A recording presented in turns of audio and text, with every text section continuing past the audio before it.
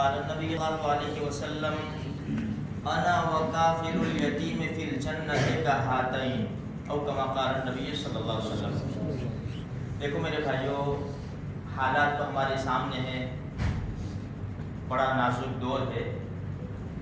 اب اللہ پاک نے اپنے پیارے محبوب کی زبانی بڑی عجیب باتیں کہلوائی ہے اور جنت کے راستے بتائے ہیں۔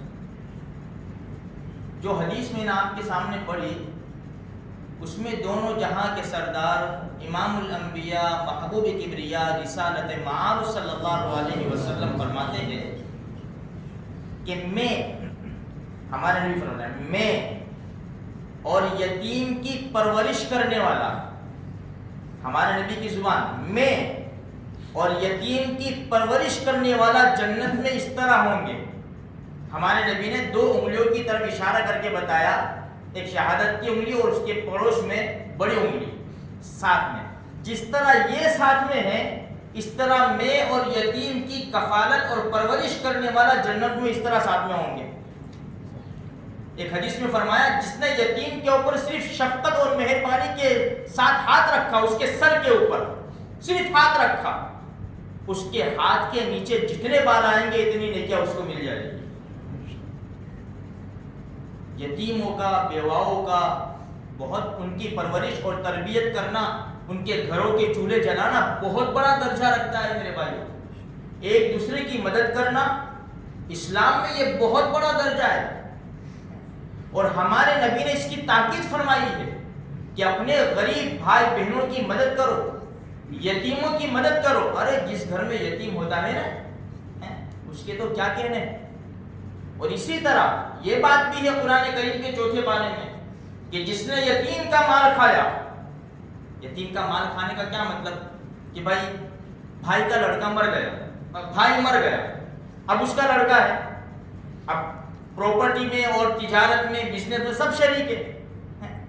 اب یہ بھائی نے کیا کیا کہ بھائی تو مر گیا، اب کون بولنے والا ہے؟ یتیم کو دھکا دے دیا، یا تو یتیم کا جتنا حق تھا اس حق میں سے اس نے کھا لیا، اس کو حق پورا نہیں دیا۔ بہت سے کیس ہے، بہت سی شکایتیں ہیں کہ ہمارا شوہر مر گیا، بچے یتیم ہیں، بھائی دھیان نہیں دیتے، ہم تجارت میں ساتھ میں، بہت سے۔ ہم نے دینداری کس کو سمجھ رکھا ہے؟ نماز، روزے، حج، عمرہ کو دینداری ہم نے سمجھا ہے، تسبیح پھیرنے کو ہم نے دینداری سمجھا ہے۔ ارے لوگوں کے حقوق ادا کرنا یہ بہت بڑا اسلام کا حصہ ہے۔ ہاں، بہت بڑا حق ادا کرو، اگر حق نکلتا ہے تو حق ادا کرو، ورنہ یہ نماز روزے کچھ کام نہیں آئیں گے میرے بھائی۔ ان الذین یاکلون اموال الیتامی ظلما، قرآن کریم کا چوتھا پارہ، جو لوگ یتیم کا مال ظلمن کھا جاتے ہیں، وہ مال نہیں کھاتے، انما یاکلون فی بطونہم نارا، وہ اپنے پیٹوں کے اندر انگارے بھر رہے، جہنم کی آگ بھر رہے، وَسَيَصْلَوْنَ سَعِيرًا، اور ان کو پہنچایا جائے گا جہنم کے اندر۔ ہاں، اس لیے خیال کرو، تھوڑا سا علماء سے پوچھو، ہمارے مقدر کا کہیں نہیں جائے گا، ہم کسی کا حرام کا لقمہ کھا کر کیا کریں گے؟ اللہ کو کیا جواب دیں گے؟ حدیث میں آتا ہے، جس کے بدن کے اوپر حرام کا لباس، اور حرام کا پورا حرام کا نہیں، کچھ حرام کا حصہ ملا ہوا ہے اور وہ لباس پہنا ہوا ہے، پیٹ میں چند لقمے چلے گئے حرام کے، پیٹ بھر کے حرام نہیں کھایا، چند لقمے چلے گئے، اس کی 40 دن کی نمازیں قبول نہیں ہوتی۔ بیت اللہ کا طواف کر رہا ہے، لبیک اللہم لبیک، اللہ میں حاضر ہوں، اللہ میں حاضر ہوں، اوپر سے آواز آتی ہے، لا لبیک ولا سعدیک، تیری حاضری ہمیں قبول نہیں ہے، اس لیے کہ تیرا کھانا حرام، تیرا لباس حرام ہے، حرام کام کر کے آ رہا ہے اور کہہ رہا ہے میں حاضر ہوں۔ اس لیے میرے بھائیوں، آج ہم کو ہمارے نبی نے جو تعلیم دی ہے، لینے والا نہیں بنایا بلکہ دینے والا بنایا۔ اسی لیے حدیث میں آتا ہے، الید العلیا خیر من الید السفلی، اوپر والا ہاتھ بہتر ہے نیچے والے ہاتھ سے۔ ہمارے نبی کی تعلیم تو دیکھو، اوپر والا ہاتھ بہتر ہے نیچے والے ہاتھ سے، دینے والا ہاتھ بہتر ہے لینے والے سے۔ لیکن کیا فرمایا؟ اگر کسی کو دو تو یوں مت دو، یوں دو، تاکہ اس کا اوپر والا ہاتھ ہو جاوے اور تمہارا نیچے والا ہاتھ ہو جائے۔ تعلیم تو دیکھو ہمارے نبی کی، وہ ذلیل و رسوا نہ ہو، وہ ذلیل و رسوا نہ ہو، یوں مانگنا ہے بڑا رسوائی اور ذلت کا سبب ہے، اللہ ہماری حفاظت فرمائے اور کسی کا محتاج نہ بنائے۔ تو کہنے کا مطلب یہ ہے کہ ایک دوسرے کی مدد کرو۔ دیکھو ایک واقعہ چھوٹا سا سنا، مہاجرین مکہ سے پورا مکہ چھوڑا، گھر بار چھوڑا، کھیتی باڑی چھوڑی، سب کچھ چھوڑ دیا، خالی ہاتھ چند ہتھیار لے کر سواریاں لے کر مدینہ پہنچے، کچھ بھی نہیں تھا۔ ہمارے نبی نے انس ابن مالک رضی اللہ تعالیٰ عنہ کے مکان میں مہاجر انصار کو بلایا، 45 مہاجر تھے، 45 انصار تھے، 90 صحابہ رضی اللہ تعالیٰ عنہ موجود تھے۔ ہمارے نبی نے ایک مہاجر کو ایک انصار کو بھائی بھائی بنا دیا، دونوں میں بھائی چارہ قائم کر دیا، ایک مہاجر ایک انصار، ایک مہاجر ایک انصار، یہ بھائی اس لیے بھائی بنایا، ان کے ہاتھ تو خالی ہے اور یہ ماشاءاللہ مال والے ہیں، تو انصار اسی لیے انصار کا، انصار یعنی مدد کرنے والے، اسی لیے اچھا تو انصار مدد کرے گا مہاجر کی تو کام چل جائے گا۔ تو 90 آدمی تھے، 45 اچھا عبد الرحمن ابن عوف رضی اللہ تعالیٰ مہاجر تھے اور سعد ابن ربی رضی اللہ تعالیٰ یہ انصاری تھے، مدینہ کے رہنے والے تھے۔ اللہ کے رسول نے دونوں میں بھائی چارہ قائم کر دیا۔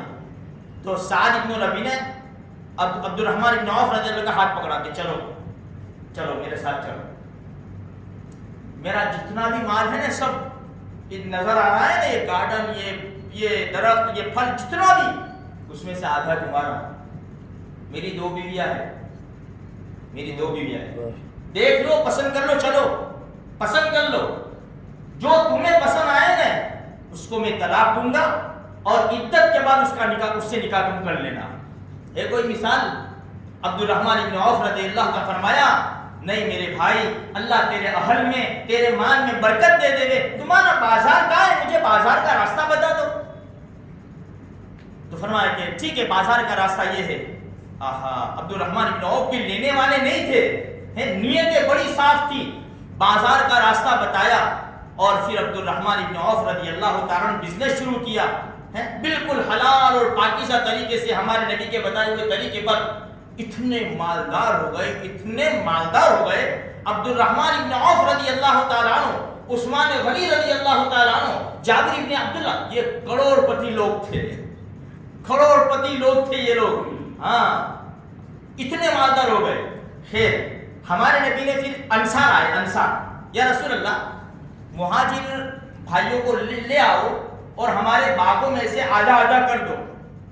کہہ رہا ہے کون؟ انصار کہہ رہے ہمارے باغ میں سے ہم کو بھائی بنایا ہے تو یہ میرے بھائی کو آدھا دے دو، یہ میرے بھائی کو آدھا دے دو۔ انصار نے میرے بھائی، تو انصار مہاجر فرمایا کہ نہیں، ایک کام کرو، ہم تمہارے باغ کے اندر محنت کرتے ہیں، تمہارے فارم کے اندر، سال میں 6 مہینے میں، سال میں جتنا پھل آوے نا ہم اس کے حصے دار ہو جائیں گے۔